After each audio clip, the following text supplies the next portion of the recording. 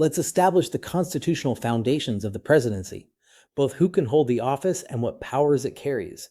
The eligibility requirements have remained unchanged since ratification, and they're stricter than for Congress. The president must be at least 35 years old, a natural-born citizen, and a resident of the United States for at least 14 years. The president is elected by the Electoral College to a 4-year term, succeeded by the vice president in case of death or incapacity, and removable only through impeachment for treason, bribery, or other high crimes and misdemeanors.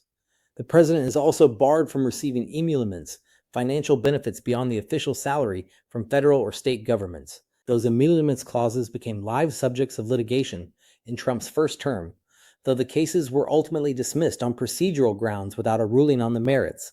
Now the powers. Article 2's grant of executive power encompasses 3 principal roles, and you should know each one. First, as chief executive, the president heads the federal bureaucracy, the vast network of departments and agencies that make up the administrative state, and is charged with ensuring the laws are faithfully executed. 2 powers stand out here.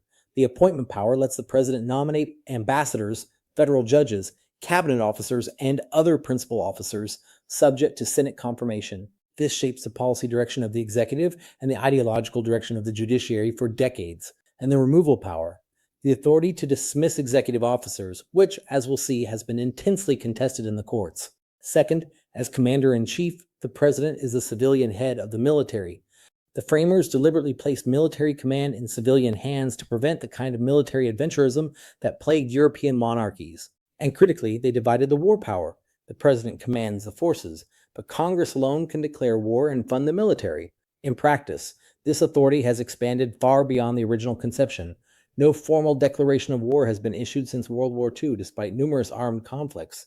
And third, as chief foreign policy maker, the president negotiates treaties subject to ratification by 2/3 of the Senate, receives foreign ambassadors, and is recognized as the primary representative of the United States in international affairs.